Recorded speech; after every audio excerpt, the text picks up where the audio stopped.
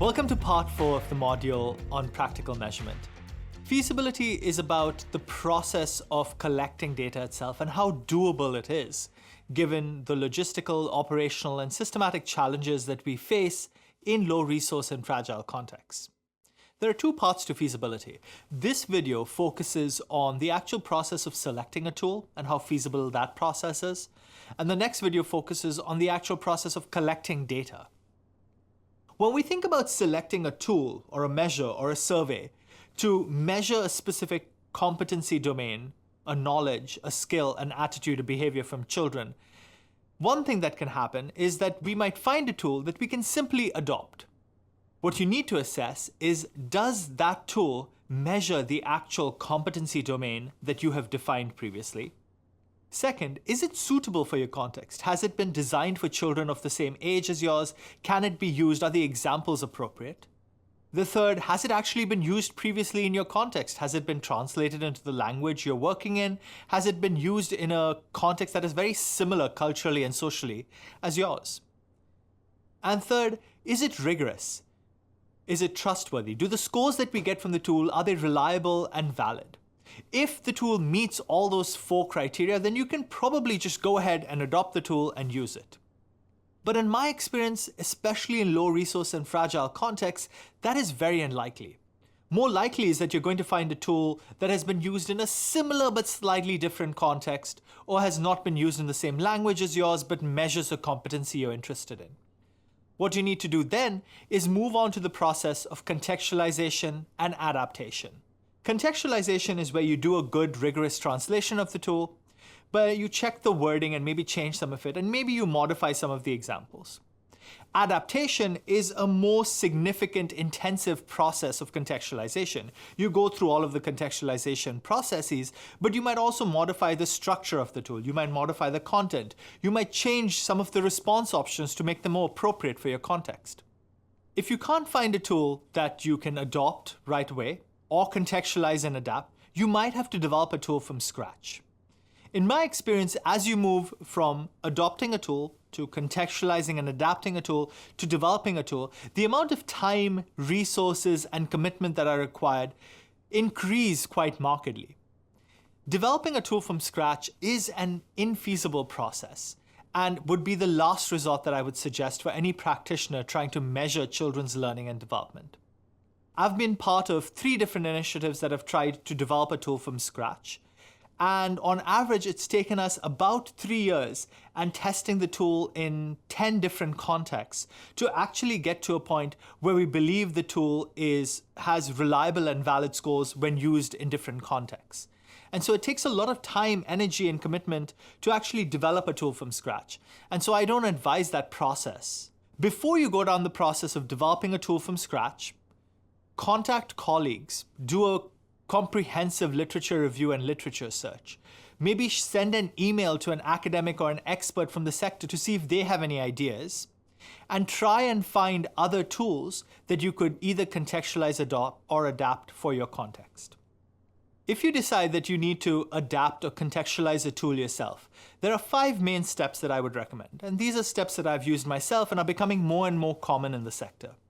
The first step is to review the copyright information about the tool. Make sure you're actually allowed to use the tool and contextualize or adapt it. Also, check if you need to get permission from the tool's authors before you change anything in the tool.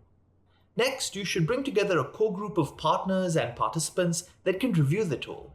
This might sound fairly straightforward, and it normally is, but what it means is bringing together a core group of participants from your organization, maybe partners, maybe some community leaders who are part of this study to review the tool. And in doing so, the first thing you need to do is make sure that the tool that you're using maps on to the definition of the competency domain that you have come up with your team, and make sure the different dimensions of the competency domain are captured by the tool. You might want to look at the match-mismatch between your definition and the tool. And this might give you hints of maybe items to remove, items to modify, items to change or add. You might also want to look at wording and see if the tool and the examples are actually appropriate for your context. Another thing that this core team can do is think about the equity and demographic questions that need to be added to the tool. Most measurement tools that you will find out there only have the core set of questions that measure that specific competency domain. And so you might have to add questions about self-identified gender, age, disability status, displacement status, socio-demographic background, academic background, literacy, linguistic background, ethnic background, all questions that might help you better understand the children who are going to actually be doing the survey. Once you have the tool that's been reviewed by the core team, you need to translate it into the assessment language that you're going to use it in. One thing that you need to consider is that you want to maintain conceptual equivalence of the tool in the different languages you use them in. This might mean that you need to go through a translation and then a back translation process. What this means is translating the tool from the source language into the assessment language by one professional translator, and then having a different professional translator who hasn't seen the source language version translate the tool from the assessment language back into the source language. And what this allows the teams to do is make sure that in that translation process, the concepts have been equivalent throughout. One thing to keep in mind is that there's some research to show that translators do best if they're translating into languages in which they're native speakers. The other thing in the translation process to keep in mind is that a lot of professional translators translate at an academic or professional level.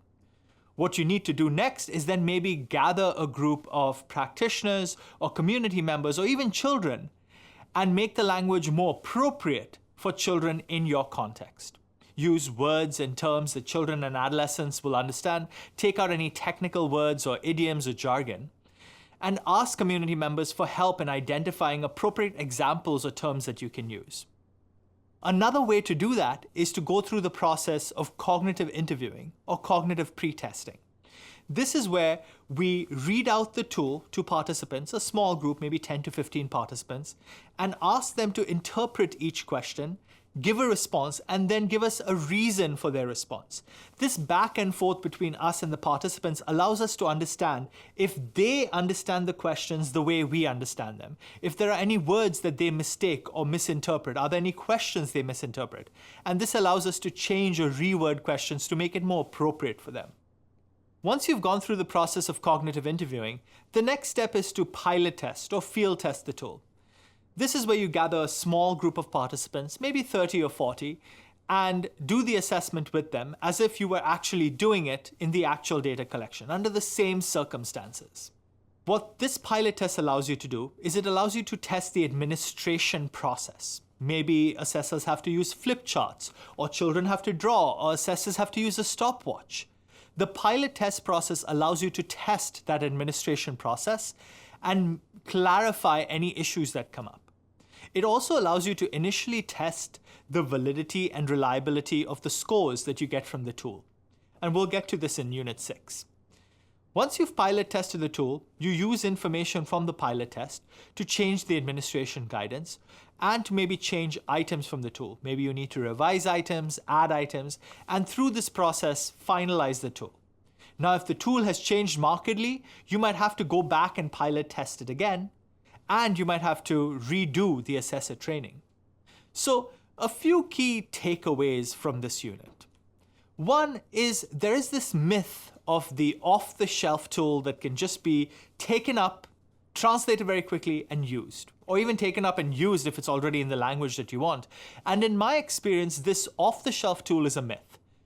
Most tools, especially in low resource and crisis contexts, need some level of contextualization and adaptation. Adapting a tool is an iterative process. It takes a process of review and revision over some time to actually get to a tool that can be finalized and used for your final data collection. And finally, developing a tool from scratch is a long and resource-intensive process. I would explore and exhaust all other possible options before going down the road of developing a tool yourself.